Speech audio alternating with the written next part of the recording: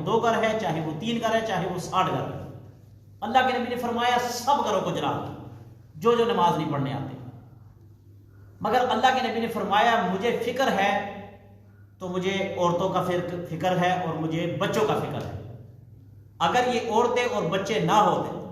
تو اللہ کے نبی کہتے ہیں کہ میرا دل کرتا ہے کہ ان گھروں کو جلا دوں۔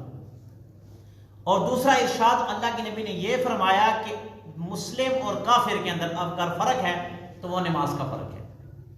اگر مسلمان بھی نماز نہیں پڑھتا، کافر بھی نماز نہیں پڑھتا، تو دونوں میں کیسے فرق کرے کہ کون مسلمان ہے کون کافر ہے؟ اور اگر کوئی مسلمان یہ کہے کہ میں کلمہ پڑھتا ہوں لا الہ الا اللہ محمد رسول اللہ، تو یہ کلمہ تو عبداللہ بن ابی منافق نے بھی پڑھا تھا۔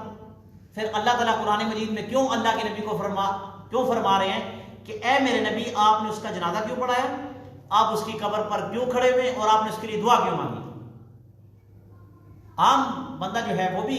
کلمہ پڑھنے والا ہے، منافق بھی کلمہ پڑھنے والا ہے، عام بندہ بھی نماز نہیں پڑھتا، منافق بھی نماز نہیں پڑھتا، دونوں میں فرق کیا ہے؟ نماز کی اہمیت ہمارے دلوں سے ختم ہو گئی۔ کیا نبی پاک صلی اللہ علیہ وآلہ وسلم کا وہ طریقہ ہم سے بھول گیا کہ اللہ کے نبی اب بیمار ہیں، آپ کا جسم کمزور ہو چکا ہے، آپ گھر میں آپ نے وضو کیا اور وضو کر کے آپ نماز کی تیاری میں تھے، مگر آپ نے اچانک 2 اصحاب کو بلایا اور کہا کہ آؤ میری بات سنو، اور کہا کہ ایک کو کہا میرا ہاتھ اٹھاؤ اپنے کندھے پہ رکھو، دوسرے کو کہا کہ میرا ہاتھ اٹھاؤ اپنے کندھے پہ رکھو، یا رسول اللہ کیا کریں؟ آپ نے فرمایا مجھے اٹھاؤ، مجھے سہارا دو، مجھے لے کر چلو مسجد میں نماز پڑھنا چاہتا ہوں۔ میں اپنی تندرست امت کو یہ بتانے جا رہا ہوں کہ آپ صحیح سلامت اٹے ہٹے اکٹھے ہو کر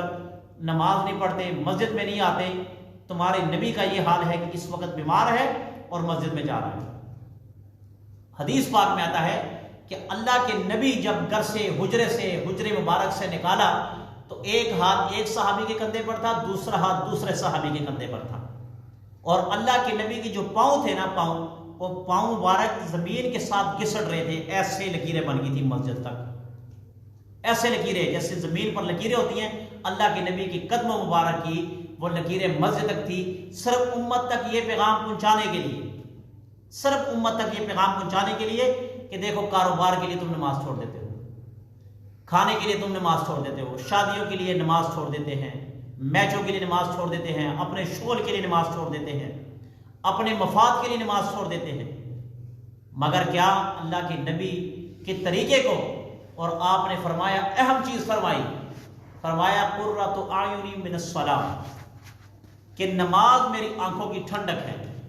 نماز میری آنکھوں کی ٹھنڈک ہے۔ اب یہ ٹھنڈک سے کیا مراد ہے؟ اب آپ انسان کا جی گھبرایا ہو نا، پریشان ہو، غمگین ہو، تو وہ چاہتا بھلا کیا ہے؟ اس کے سامنے اور غمگینی والی بات کرو نا تو بندہ اور پریشان ہو جاتا ہے۔ اور اگر اچانک اس کو ایسی کچھ خوشخبری بتا دو کہ یار وہ جو تمہارا 50 لاکھ روپے گمو ہوا نا وہ تو ہمیں مل گیا، اب مجھے بتاؤ غمگین بندے کی پریشانی کہاں جائے گی؟ ختم، دور ہو جائے گی۔ اب وہ بندے کو کیا ملتی ہے؟ راحت، خوشی، سکون، دل، پریشر، بلڈ پریشر اس کا کیا ہوتا ہے؟ اپنی جگہ پر سارا کچھ آ جاتا ہے، پریشانی ختم، خوشی آ جاتی ہے، اس کی آنکھیں کیا ہوتی ہیں؟ تر و تازہ ہو جاتی ہے، ٹھنڈک مل جاتی ہے۔ اللہ کے نبی نے فرمایا کہ جو مومن نماز پڑھتا ہے میری آنکھوں کی ٹھنڈک ہے مومن کی نماز پڑھنا۔ تو جو امتی اللہ کے نبی کو خوش کرنا چاہتا ہے، آپ کے دل کو خوش کرنا چاہتا ہے، آپ کی آنکھوں کو راحت اور ٹھنڈک پہنچانا چاہتا ہے، وہ نماز پڑھا کرے، چاہے کوئی بھی کام ہو، سب سے پہلے نماز کو درجہ دے، نماز کو، اور کوشش کیا کرے کہ نماز پڑھی جائے، مسجد میں پڑھی جائے، گھر میں نہیں۔ ہاں کوئی مجبوری ہو، بارش ہو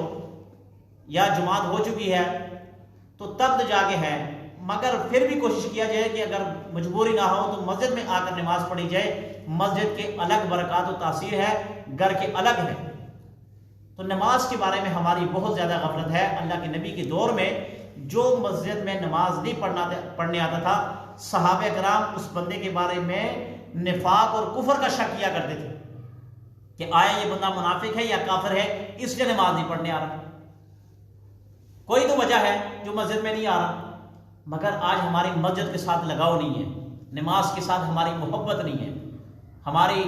نابینا صحابی آنکھوں سے بالکل نابینا ہے، نظر نہیں آتا، مگر کیا نماز مسجد میں پڑھنے آیا کرتے تھے، مسجد میں پڑھنے آیا کرتے، گھر میں نہیں۔ آنکھوں سے نبینا ہے، حالانکہ نبینے بندے کے بارے میں حکم یہ ہے کہ اگر وہ بندے گھر میں نماز پڑھ لے تو اس کی نماز ہو جاتی ہے،